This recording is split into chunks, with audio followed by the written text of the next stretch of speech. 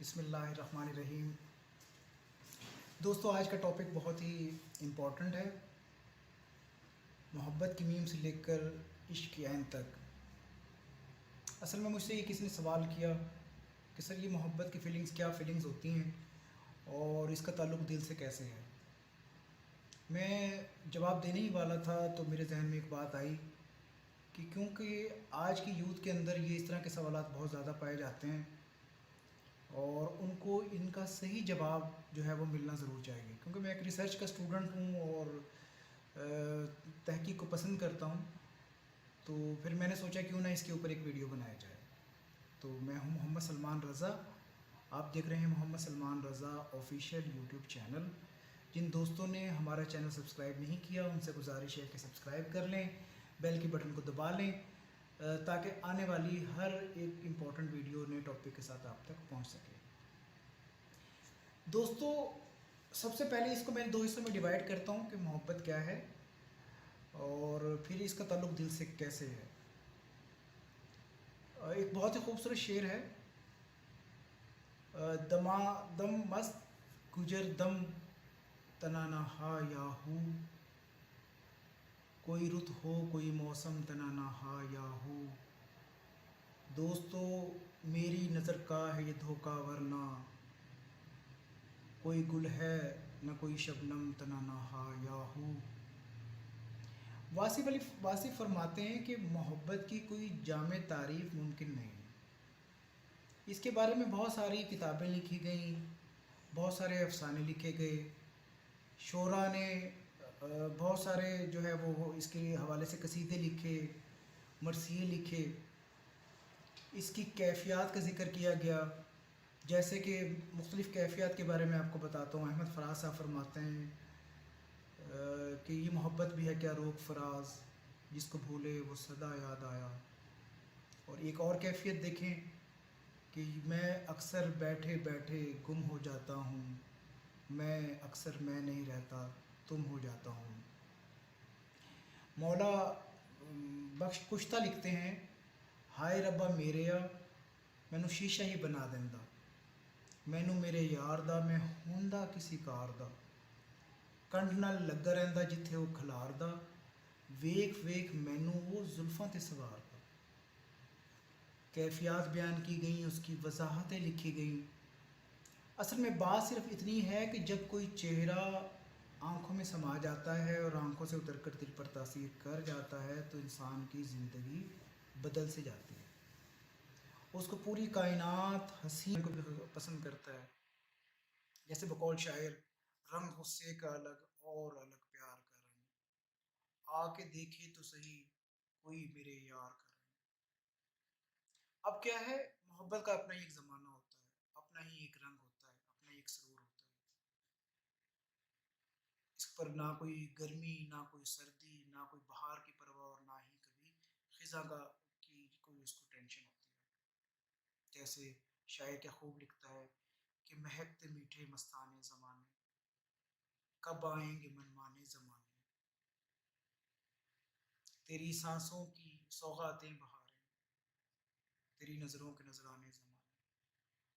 اچھا، تھوڑی سی اگر رنجش پیدا ہو جائے، ہجر آ جائے، دوری پیدا ہو جائے تو پھر فیلنگز کیا ہوتی ہیں؟ تیری آنکھیں کسی کو کیا دیں گی، سب اپنا سرور ہے ساقی، بزم کی بزم چور ہے ساقی، بات کچھ تو ضرور ہے ساقی۔ دنیا کے اندر اگر کوئی آسمانی چیز ہے تو وہ محبت ہے۔ بے سبب ہنسنا، بے سبب رونا، تنہائی میں میلے لگ جانا اور میلوں میں تنہا رہ جانا، یہ سب یہ ہے وہ محبت سکھاتی ہے۔ دوستو، ایک بات میں آپ کو بتا دوں کہ محبت اگر فطری عمل ہے تو یہ ہرگز ہرگز نفسانی عمل نہیں ہے۔ محبت اگر مجاز میں ہو، پردے میں ہو اور اگر حقیقت میں ہو، لازوال تحفہ ہے اس دنیا کے اندر اللہ تبارک و تعالیٰ جو عطا فرماتا ہے۔ جیسے شاعر لکھتا ہے، تیرے غم کی بارش نے تیرے نقش کو دھویا نہیں، غم کی بارش نے بھی تیرے نقش کو دھویا نہیں، تو نے مجھ کو کھو دیا میں نے تجھے کھویا نہیں، نیند کا ہلکا گلابی سا خمار آنکھوں میں تھا، یوں لگا جیسے تو محبت کی نا مختلف لوگوں نے کوشش کی، لیکن اس کی ان کیفیات اور وضاحتیں بھی ہوئیں. زندگی جو ہے وہ نثر سے نکل کر شعر میں بھی تبدیل ہو گئی، بہت حسین بن گئی. لیکن بیسیکلی جو اس کا دوسرا حصہ ہے اس کو سمجھنا انتہائی ضروری ہے. دل کا تعلق اور محبت کا تعلق دل کے ساتھ ایسا کیوں ہے، وہ ایسی کیا وجہ ہے کہ دل کی کیفیات جو ہے وہ محبت کے آنے سے یکسر تبدیل ہو جاتی ہیں. ایک ایسا سرور جو ہے وہ دل کو ملنا شروع ہو جاتا ہے جو ناقابل بیان ہو. دوستو اگر غور فرمائیں کہ ایک بہت دل ایک بہت ہی انمول تحفہ ہے جو اللہ تبارک و تعالیٰ نے انسان کو عطا فرمایا ہے. پورے وجود کا جو نظام ہے، خون اور خون کا جو ہے اس دل سے ہی ہو کر گزرتا ہے. مرکز جسے کہہ لیں، جو بقول شاعر وہی دل کے قبول ہوتے ہیں، ان کے پتھر بھی پھول ہوتے ہیں. دوستو یہ دل اصل میں چیز کیا ہے؟ قرآن کریم میں اللہ تبارک و تعالیٰ فرماتے ہیں کہ انسان کے وجود کے اندر گوشت کا ایک لوتھڑا ہے. اگر وہ ٹھیک ہے تو پورا وجود ٹھیک ہے، اگر وہ خراب ہے تو پورا وجود خراب ہے. خبردار وہ دل ہے. اور ایک حدیث قدسی میں اللہ تبارک و تعالیٰ ارشاد فرماتے ہیں کہ اللہ تعالیٰ فرماتے ہیں کہ میں آسمانوں میں نہیں سما سکتا، میں زمینوں میں نہیں سما سکتا، میں اگر سما سکتا ہوں تو بندہ مومن کے دل میں سما سکتا ہوں. یعنی کہ یہ دل کیا ہے؟ 14 طبق سے زیادہ وسیع ہے. اللہ تبارک و تعالیٰ کی سمائی کا ایک جو ہے وہ ایک مرکز ہے، ایک گھر ہے. اب آپ یہ دیکھیں کہ دل کی ایسی کیفیات کیسے ہیں جو انسان اس دنیا کے اندر آ کر محبت کرتا ہے مجاز کی ہو، اور اگر مجاز کے ساتھ اس کو کوئی ڈائریکشن دینے والا کوئی اسپریچول کامل مرشد مل جائے تو وہی ڈائریکشن اس کی ڈائریکشن چینج ہو جاتی ہے اور وہ اس کو عشق حقیقی نصیب ہو جاتا ہے. جیسے کہ عشق حقیقی کے بارے میں فرمایا جاتا ہے کہ عشق ماہی دے لائی اگی تے لگیاں کون بجھاوے، میں کی جانا ذات عشق دی در در جا جھکاوے، نہ سووے نہ سون دیوے ستیاں آن جگاوے، میں قربان تنہا تے یا حضرت باؤ جڑے بچھڑے یار بلاوے. تو عشق کی ایک اپنی داستان ہے. غور کریں قرآن کریم میں اللہ پاک ارشاد فرماتا ہے کہ انسان نے 4000 سال کا عرصہ اللہ تبارک و تعالیٰ کی بارگاہ کے اندر گزارا. جب اللہ تعالیٰ نے لفظ کن کا اور 18,000 عالم کے کل ارواح کو پیدا فرمایا تو 4000 سال تک بلا حجاب اپنے انوار و تجلیات اپنی ذات کا مشاہدہ کروایا. انسان نے نہ وہاں کچھ کھایا نہ پیا، نہ حور و قصور کی خواہش تھی، کسی چیز کی خواہش نہیں تھی جس کا تعلق نفس سے. وہاں صرف وہ کیا کرتا تھا؟ اللہ سے محبت کرتا تھا. اور وہی محبت اس کی آزمائش کا ایک ذریعہ بنی. اللہ نے دوسرا جسم دیا، دوسرا جہان دیا، اور یہاں پر بھیج کر اس نے کیا کیا؟ اس سے وہ آزمائش، اس سے وہ اپنے عشق کی حقیقی جو اس کو عطا کیا تھا اس دنیا میں آنے سے پہلے، وہ اس سے وہ چاہتا ہے کہ انسان اللہ کی ذات سے محبت کرے. اب کیا ہے کہ اللہ کی ذات سے محبت جب انسان کیسے ملتی ہے؟ میں نے آپ کو بتایا کہ جب انسان کا دل دھڑکنا شروع کرتا ہے اور اس کو وہ کوئی وسیلہ، جس کو وسیلہ قرآن پاک میں اللہ پاک اس کو چاہیے کیا ہوتا ہے؟ وسیلہ چاہیے ہوتا ہے. دیکھیں ہر چیز میں ہم وسیلہ ڈھونڈتے ہیں. اسکول جاتے ہیں استاد وسیلہ، مدرسے میں جاتے ہیں تو قاری صاحب وسیلہ، یہ کالج یونیورسٹیز میں جاتے ہیں لیکچرار اور پروفیسر وسیلہ. تو اللہ کی راہ کے اندر بھی اللہ تبارک و تعالیٰ کے جو ہے وہ نیک لوگ جو ہیں وسیلہ ہوتے ہیں.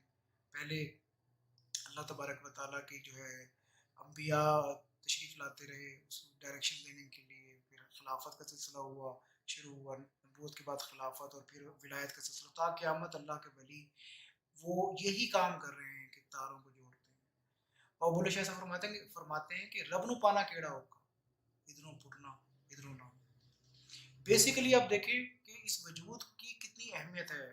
سلطان باہو صاحب رحمۃ اللہ تعالی شاہ فرماتے ہیں کہ اے تن رب سچے دا حجرا وچ پا فقیرہ جاتی ہو، نہ کر منت خواج کے دردی تیرے اندر آب حیاتی ہو، شوق دا ڈیبا بال ہنیرے مطلبی یار کھڑاتی ہو، جو مرن تھی اگے مر گئی یا حضرت باہو انہاں حق دی رمز پہ چاہتی ہو. تو آپ کسی بھی اولیاء کاملین صوفیاء کرام کی جو عشق حقیقی کے حوالے سے آپ شاعری اٹھا کر دیکھیں تو تو آپ حیران ہو جائیں گے کہ انہوں نے کس طرح اپنے محبوب کے چہرے کی دلکشی کے بارے میں بیان فرمایا. ٹھیک ہے، تو محبت بیسیکلی انسان کرتا ہے، مجاز ایک پردہ ہے، اور اس پردے سے نکل کر اس کو جب وہ حقیقت ملتی ہے تب اس کو وہ ایک لازوال زندگی، لازوال فیلنگ کا اس کو احساس ہوتا ہے. پھر وہ 5 وقت کے لیے اپنے آپ کو باؤنڈ نہیں کرتا، بلکہ ہر وقت اپنے محبوب کا وہ ذکر کرتا ہے. اور یہ یاد رکھیں جیسے اس وجود کے اندر دل ہے، اس اصل انسان جو روح ہے اس کے اندر بھی ایک دل ہے جس میں وہ تحفہ، وہ مانت الہیہ، وہ صورت انور اس میں اللہ ہو، جس صورت میں اللہ تبارک و تعالیٰ کے اسرار و تجلیات، انوار و تجلیات کا جو ہے مشاہدہ کیا گیا، انسان نے کیا، وہ موجود ہے.